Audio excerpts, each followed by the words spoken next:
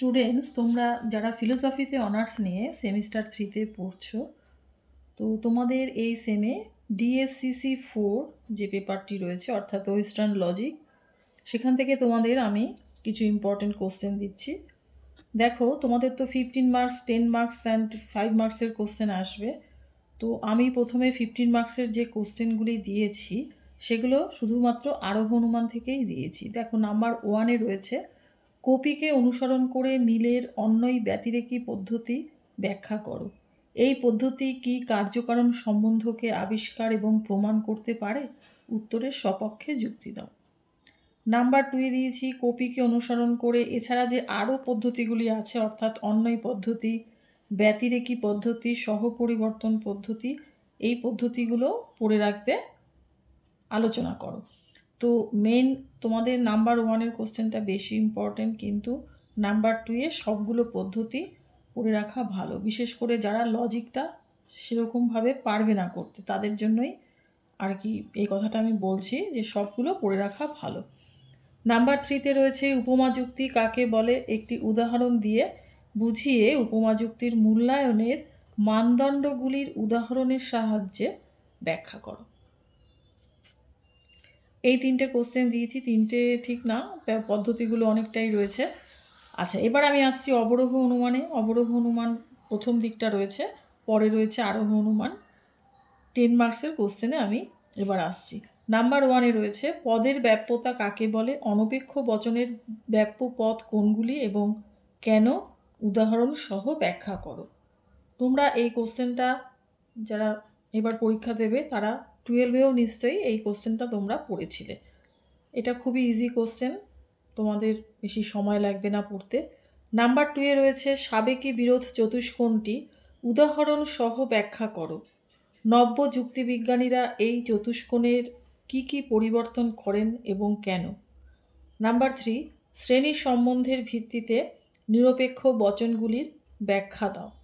Number 4, নিরপেক্ষ বচনের অস্তিত্বমূলক তাৎপর্য বা সাত্ত্বিক ব্যঞ্জনা কাকে বলে। 4 প্রকার অনপেক্ষ বচনের মধ্যে শুধু বিশেষ বচনের সাত্ত্বিক ব্যঞ্জনা স্বীকার করলে প্রথাগত যুক্তিবিজ্ঞানের আবর্তন, বিবর্তন ও সমবিবর্তনের ক্ষেত্রে কি পরিবর্তন হয়, আলোচনা করো। এই যে পরের পার্ট যেটা আমি দিয়েছি অর্থাৎ 4 প্রকার অনপেক্ষ বচনের মধ্যে যে কোশ্চেনটা আমি দিয়েছি এটা তোমাদের 5 মার্কস হিসেবেও কিন্তু আসতে পারে। নাম্বার 5, অবরোহ ও আরোহ যুক্তি কাকে বলে, উভয়ের মধ্যে পার্থক্য কী। এটাও তোমরা পড়েছো 12-এ, একেবারেই ইজি। নাম্বার 6, আবর্তন কাকে বলে, এর নিয়মগুলি লেখো। এ বচনের সরলাবর্তন সম্ভব নয় কেন এবং ও বচনের আবর্তন সম্ভব নয় কেন। দুটোই পড়তে হবে, কোনটা আসবে কিছুই বলা যাচ্ছে না, কারণ তোমরা এবার প্রথম দিচ্ছ নিউ সিলেবাসের, তো সেই কারণে তোমাদের পড়তেও বেশি হচ্ছে, কি কোশ্চেন করবে কিছুই বোঝা যাচ্ছে না। এবারে দেখো নাম্বার 7-এ রয়েছে বিবর্তন কাকে বলে, এর নিয়মগুলি লেখো। আর নাম্বার 8-এ রয়েছে বচনের বিরোধিতা কাকে বলে, ইহা কয় প্রকার ও কী কী, বিভিন্ন প্রকার বিরোধিতা উদাহরণ সহ আলোচনা করো। এই কোশ্চেনগুলো তোমরা 12-এও পড়েছো, ভীষণই ইজি। আবর্তন কাকে বলে, বিবর্তন কাকে বলে, এগুলো সবই তোমাদের কাছে সোজাই লাগবে। আচ্ছা দেখো, এবার শেষের যে পার্টটা আমি দিয়েছি নাম্বার 8-এ, এটা তোমাদের এবার মানে তোমরা ডিগ্রি কোর্সের জন্য এটা নতুনই কোশ্চেনটা ধরে রাখো। বিপরীত বিরোধিতাকে নব্য যুক্তিবিজ্ঞানীরা যথার্থ বিরোধিতা হিসাবে স্বীকার করেন না কেন। তো এই পার্টটা কিন্তু তোমাদের 5 মার্কস হিসেবেও আসতে পারে। আচ্ছা, এইবারে 10 মার্কসের কোশ্চেনের মধ্যে আমি আরোহর পোর্শনটাতে আসছি। আরোহতে দেখো নাম্বার 9-এ রয়েছে বহু কারণবাদ ব্যাখ্যা করো। এটা একটু ডিটেলসে বলতে হবে 10 মার্কস হিসেবে আসলে। 10 মার্কসটা পড়া থাকলে তোমাদের এই কোশ্চেনটা কিন্তু 5 মার্কস হিসেবেও আসতে পারে। তোমরা অবশ্যই 5 মার্কসটাও পারবে আনসার দিতে। এবার দেখো নাম্বার 10-এ রয়েছে মিলের আরোহী পদ্ধতিগুলি সম্পর্কে কপি কি সমালোচনা করেন। নেক্সট নাম্বার 11, বৈজ্ঞানিক পদ্ধতির 7টি স্তর সংক্ষেপে আলোচনা করো। 12, আবশ্যিক শর্ত অর্থে কারণ, পর্যাপ্ত শর্তে অর্থে কারণ এবং আবশ্যিক পর্যাপ্ত শর্ত অর্থে কারণকে ব্যাখ্যা করো।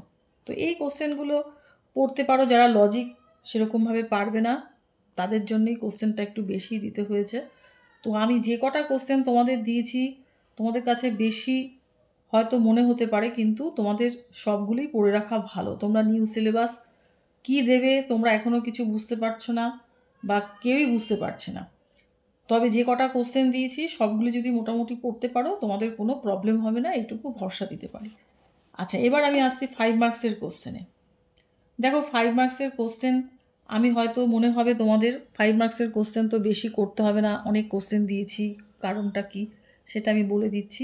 5 মার্কসের যে কোশ্চেনগুলো আমি দিয়েছি সেই কোশ্চেনের অনেক কোশ্চেন তোমাদের কিন্তু পার্ট কোশ্চেন হিসেবে আসবে। হয়তো লজিক দিল করতে 10 নম্বরের, 5 নম্বরের একটা এইখান থেকেই কোশ্চেন দিয়ে দেওয়া হলো। কিংবা 10 মার্কসের কোশ্চেনে তোমরা একটা 5 মার্কসের কোশ্চেন, এই 5 মার্কসের যে কোশ্চেনগুলো আমি দিয়েছি এখান থেকেই তোমরা পেয়ে যাবে। তাই সেই কারণেই আমাকে আর কি কোশ্চেনটা একটু বেশিই দিতে হলো। দেখো, নাম্বার 1-এ রয়েছে আইবচনের সমবিবর্তন কি সম্ভব, উদাহরণ সহ আলোচনা করো। নাম্বার 2, শূন্যগর্ভ শ্রেণী কাকে বলে, নিরপেক্ষ বচনের বুলীয় ব্যাখ্যায় এর গুরুত্ব কী। নাম্বার 3, উদাহরণ সহ অব্যাপ্য হেতুদোষ, অবৈধ পক্ষ দোষ, অবৈধ সাধ্য দোষ, চারিপদ ঘটিত দোষ ব্যাখ্যা করো। এখানে কিন্তু আমি 4টি দোষই দিয়েছি, যে কোনো একটা আসবে, তাই কোনটা আসবে কিছু বলা যাচ্ছে না, তাই 4টে পড়ে রাখাই ভালো। এগুলো খুবই ইজি, তোমরা 12এও পড়েছো। নাম্বার 4-এর কোশ্চেনটাও তোমাদের 12-এরই কোশ্চেন, সত্যতা ও বৈধতার মধ্যে সম্পর্ক কী। নেক্সট নাম্বার 5-এরটাও তাই, নঅর্থক বচনে বিধেয় পদ কেন ব্যাপ্য হয়। 6-এরটা তোমাদের কাছে নতুন লাগবে, পরিপূরক শ্রেণী কাকে বলে, পরিপূরক শ্রেণীর পরিপূরক শ্রেণী কী হবে তা নির্ণয় করো। নাম্বার 7, মিশ্র ন্যায় কাকে বলে, মিশ্র প্রাকল্পিক ন্যায় এবং মিশ্র বৈকল্পিক ন্যায়ের পার্থক্য উদাহরণসহ ব্যাখ্যা করো। নাম্বার 8, দুটি বচনের একটি সত্য ও অপরটি মিথ্যা হলে তারা কি অবশ্যই বিরুদ্ধ বচন হবে, যুক্তিসহ ব্যাখ্যা করো। নাম্বার 9, মিশ্র ন্যায় ও অমিশ্র ন্যায়ের সংজ্ঞা দিয়ে এদের মধ্যে পার্থক্য নির্দেশ করো। নাম্বার 10, শুধুমাত্র আই এবং ও বচনের অস্তিত্বমূলক তাৎপর্য আছে স্বীকার করলে প্রথাগত বিরোধ চতুষ্কোণের কতটুকু অবশিষ্ট থাকে। 11, সংক্ষিপ্ত ন্যায় কাকে বলে, তৃতীয় পর্যায়ের সংক্ষিপ্ত ন্যায়ের একটি উদাহরণ দাও। 12, উপমা যুক্তি মূল্যায়নের যে কোনো দুটি মানদণ্ড আলোচনা করো। এই কোশ্চেনটা আমি তোমাদের 15 মার্কসের কোশ্চেনে সম্ভবত দিয়েছি, তো যারা এটা পড়বে তাদের নতুন করে এটা পড়তে হবে না, তবে যারা লজিকটাই ভালো পারবে তারা কিন্তু এই কোশ্চেনটা পড়ে রাখবে, এটা 5 মার্কস হিসেবে বা পার্ট কোশ্চেন হিসেবে আসতে পারে। 13, চূড়ান্ত বা নির্ণায়ক পরীক্ষণ কাকে বলে, উদাহরণসহ ব্যাখ্যা করো। 14, একটি ঘটনা ঘটার জন্য আবশ্যিক শর্ত ও পর্যাপ্ত শর্ত উদাহরণসহ ব্যাখ্যা করো। এটাও কিন্তু আমি বড় কোশ্চেন হিসেবে দিয়েছি। নাম্বার 10 মার্কসের কোশ্চেনের মধ্যে আমি নাম্বার 12-এর যে কোশ্চেনটা দিয়েছি সেটারই এটা ছোট করে দেওয়া। 15, বিকল্প ন্যায়ের উদাহরণসহ সংজ্ঞা দাও। 16, আরোহমূলক সামান্যীকরণ কাকে বলে, উদাহরণ দাও। 17, মিল তার পদ্ধতিগুলি সম্বন্ধে যে দুটি দাবি করেছিলেন সেগুলি কি কি আলোচনা করো। 18, একটি মূর্ত বা বাস্তব দৃষ্টান্তের সাহায্যে মিলের পরিশেষ পদ্ধতি আলোচনা করো। এটা আমি তোমাদের পরিশেষ পদ্ধতি দিয়েছি, এখানে কিন্তু পরিশেষ পদ্ধতির পরিবর্তে আরও যে 4টে পদ্ধতি আছে, অর্থাৎ অন্বয়, অন্বয় ব্যতিরেকী, সহপরিবর্তন এবং ব্যতিরেকী, এই 4টে দিয়েও কিন্তু আসতে পারে, তাই সবগুলো শিখে রাখা ভালো এবং সঙ্গে সাংকেতিক উদাহরণটাও শিখে রাখবে, সেটাও কিন্তু দিতে পারে। 19, উভয় সংকট যুক্তি কাকে বলে, গঠনমূলক ও ধ্বংসমূলক উভয় সংকটের মধ্যে পার্থক্য করো। 20, প্রমাণ করো বুলীয় যুক্তিবিদদের মতে ব্রাহ্মণটি একটি বৈধ মূর্তি হতে পারে না। তো মোটামুটি তোমরা যদি ফলো করতে পারো আশা করি তোমাদের কোনো প্রবলেম হবে না পরীক্ষার সময়।